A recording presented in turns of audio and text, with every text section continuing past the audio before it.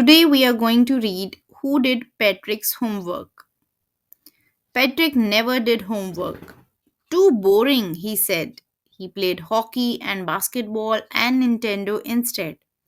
His teachers told him, Patrick, do your homework or you won't learn a thing. And it's true. Sometimes he did feel like an ignoramus. But what could he do? He hated homework. Then one day he found his cat playing with a little doll and he grabbed it away.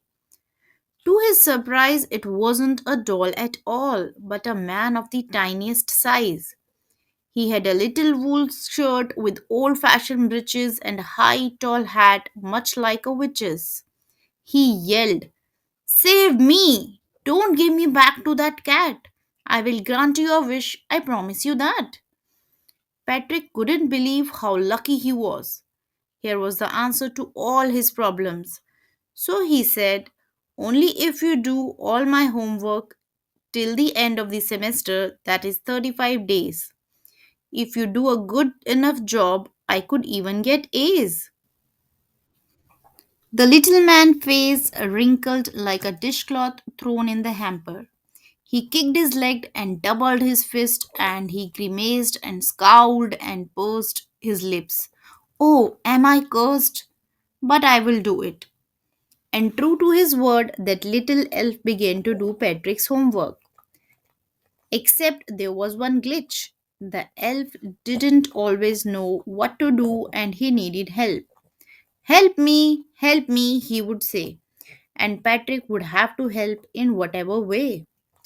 I don't know this word, the elf squeaked while reading Patrick's homework. Get me a dictionary.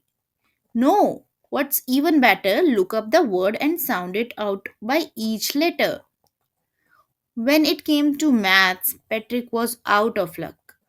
What are timetables? The elf shrieked. We elves never need that. And addition and subtraction and division and fractions. Here, sit down beside me. You simply must guide me. Elves know nothing of human history. To them, it's a mystery. So the little elf, already a shouter, just got louder. Go to the library. I need books. More and more books. And you can help me read them too. As a matter of fact, every day, in every way, that little elf was a nag. Patrick was working harder than ever, and was it a drag? He was staying up night, had never felt so weary, was going to school with his eyes puffed and blurry. Finally, the last day of school arrived, and the elf was free to go. As for homework, there was no more, and he quietly and slyly slipped out of the back door. Patrick got his A's. His classmates were amazed. His teachers smiled and were full of praise. And his parents? They wondered what had happened to Patrick.